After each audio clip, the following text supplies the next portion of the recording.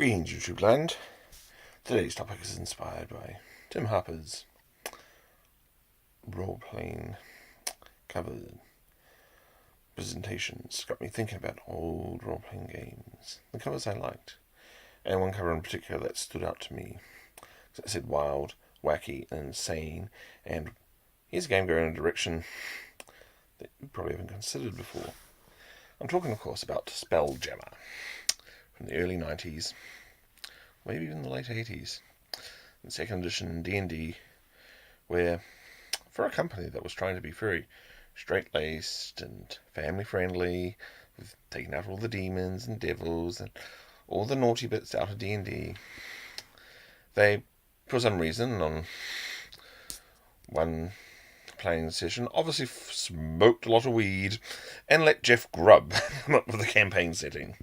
And of course he came up with a mad, wild campaign setting where there were flying ships, hippopotamus men mercenaries, mind flayer war cruisers, beholder attack vessels, and all sorts of other crazy, goofy, mad shit.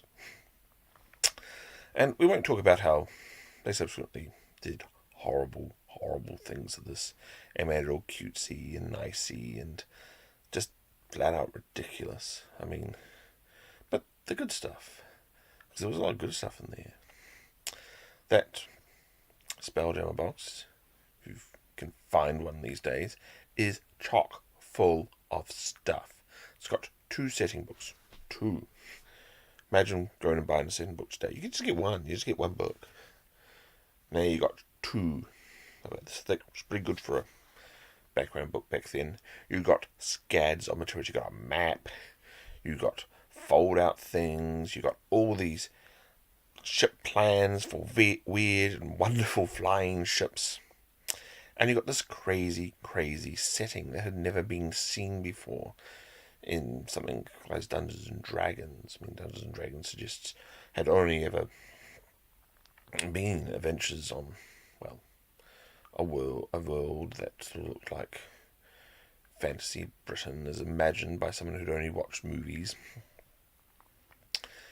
Bad armor scholarship and strange dungeons and monsters and rationales for why you should go in there and murder them and loot their stuff.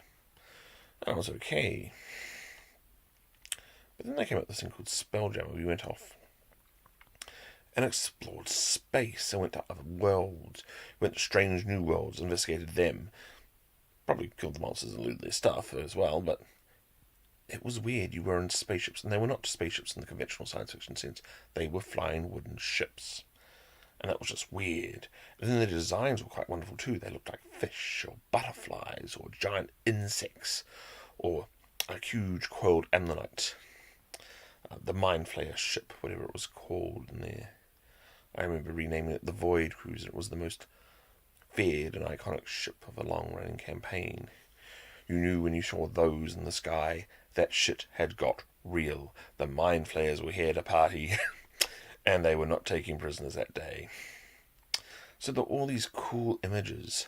Mind Flayer pirates, Mind Flayer nations, Mind Flayers just mind flaring about flaying minds and taking names.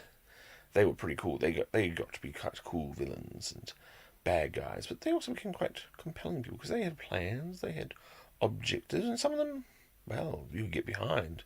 You know, they wanted to wipe out all these gods in this world. Well, some of those gods were dicks.